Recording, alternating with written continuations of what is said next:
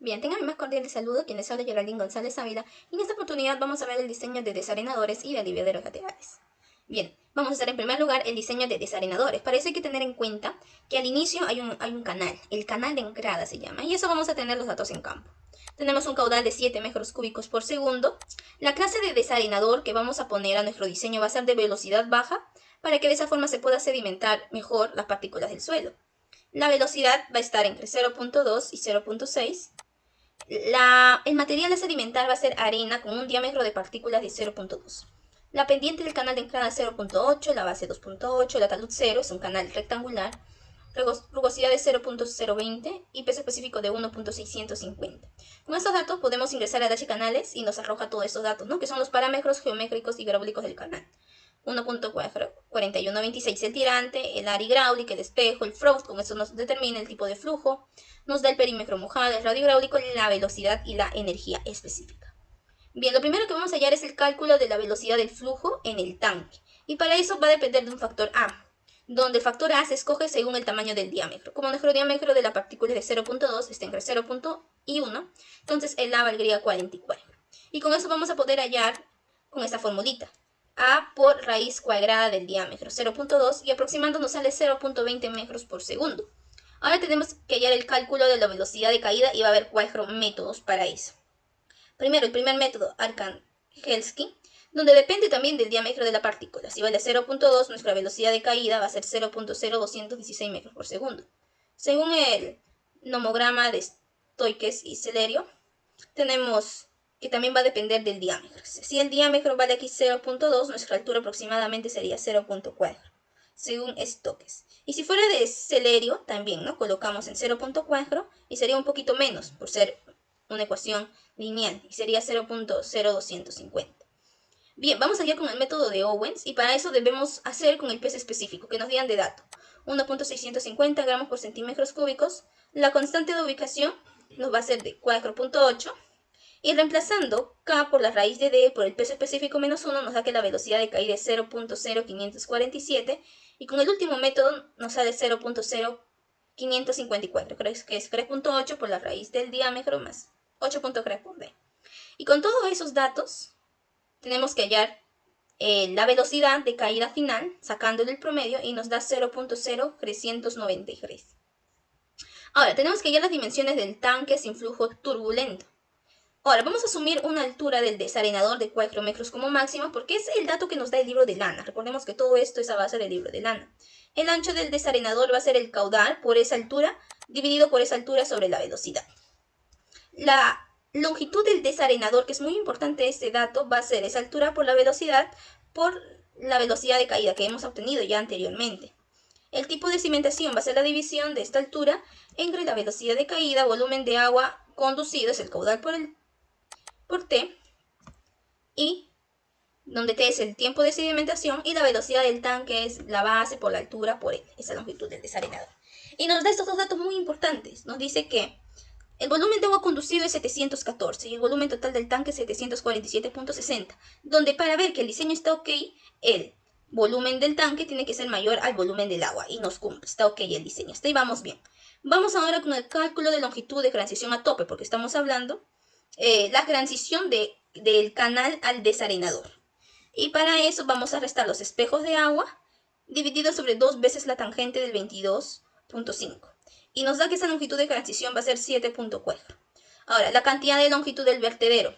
Esto va a depender según el tipo de perfil que tenga nuestro desarenador. En este caso va a tener un perfil Krieger que tiene una constante de 2. La altura máxima va a ser de 0.25. Esto es un dato por el tipo de perfil Krieger. Y con esos datos vamos a hallar la longitud del vertedero, ¿no? Reemplazando caudal sobre esta constante por la altura máxima elevado a la 1 medio nos sale 28. Ahora vamos a hallar el cálculo del ángulo central y del radio, este ángulo y el radio. Ahora el ángulo podemos obtener de esta forma o también el libro nos dice que puede ser 37.77. Ahora, calcular el radio viene a ser simplemente la base sobre 1 menos coseno de este ángulo, ¿no? Ya teníamos la base sobre 1 menos coseno de ese ángulo. Vamos a hallar ahora el cálculo de la longitud de proyección del vertedero. Con esta formulita nos sale 26.34. Ahora, la longitud promedio va a ser LL del vertedero más L1 sobre 2. Ahora, el cálculo de la longitud total. Eso va a ser la suma de esta longitud promedio, de la longitud de transición y de la longitud del desarenador. Ahora, vamos a llegar al cálculo de caída del fondo. Y para eso vamos a hablar de las diferencias de cotas, donde la fórmula simplemente es L multiplicado por la pendiente. Y nos da 0.97, redondeando va a ser 1. ¿Qué viene a ser esta partecita?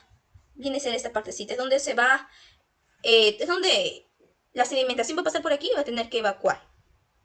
Y esa altura nos sale 1. Cálculo de la profundidad del desarenador frente a la compuerta de lavado, según la formulita nos sale 5.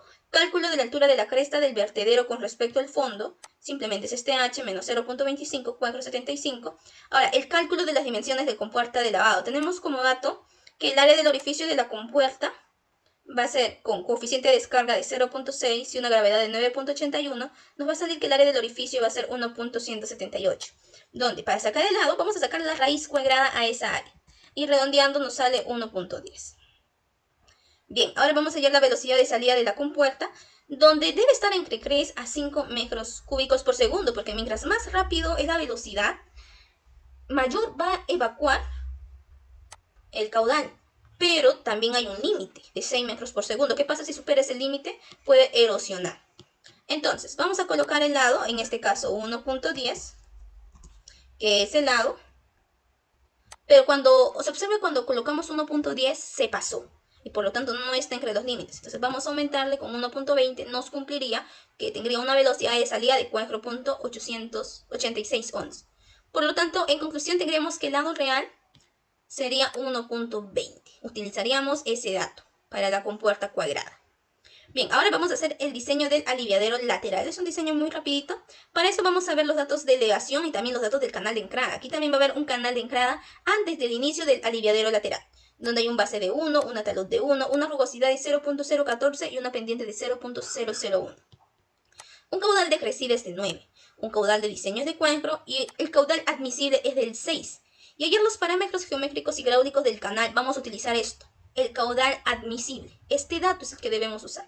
Y reemplazando este dato en el H canales, nos da el tirante hidráulico, el aro hidráulico, el espejo, el frau y todos estos datitos. Bien, ahora vamos a hallar el cálculo de los tirantes según el tipo de caudal. Cuando utilizamos un caudal de crecida, es decir, aquí colocamos 9, el Y nos sale 1.7122. Para un caudal de diseño con un caudal de cuencro, 1.16656. Y para el caudal admisible nos sale esto, ¿no? 1.4164. Bien, ahora tenemos que hallar el cálculo del caudal que va a evacuar. Por aquí va a evacuar. Y eso va a ser el caudal de crecida menos el caudal admisible, porque no debe pasar al caudal máximo. Entonces hay un caudal en el cual se va a tener que evacuar. Y este volumen por segundo que se va a evacuar va a ser restando, el caudal de crecida menos el caudal admisible. Ahora, el cálculo de cargas o alturas lo vamos a hacer por dos métodos. El primer método va a ser, tenemos H que viene a ser la semisuma, H2 0.2507, H1 0.2206.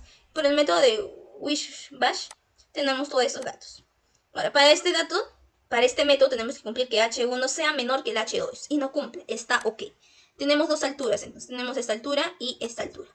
Vamos a hallar el cálculo del tirante que nos sale 1.3663, que viene a ser la suma, esto de acá, el Y1, viene a ser la suma del H1 más el YN. Viene a ser el H1 más el YN. YN viene a partir del caudal del diseño. Ahora, tenemos que hallar el cálculo de longitud entre 1 y 2. Tenemos que hallar esta distancia. Y esa distancia va a depender según la forma del ancho que tenga. En este caso vamos a tomar un ancho de canto redondeado porque hay un mejor proceso constructivo. Por lo tanto, tendríamos de dato que el μ vale 0.5. La velocidad por fórmula nos da 0.95. Y bien, vamos a hallar la longitud del vertedero. Tenemos dos longitudes, de 19.9560 y de 10.82 Gres, redondeando de 20 y 11. Ahora, ¿cuál de ellos usamos? Según el libro de Lana nos recomienda que el mejor método va a ser de Wishbash. O sea, la longitud del vertedero final de diseño va a ser de 11, porque de esa forma va a tener una mayor evacuación, mucho más rápido. Porque ¿qué pasa si este longitud sea mucho más largo? Va a demorar en evacuar.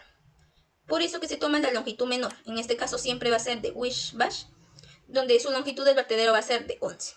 Muchas gracias, eso es todo por hoy.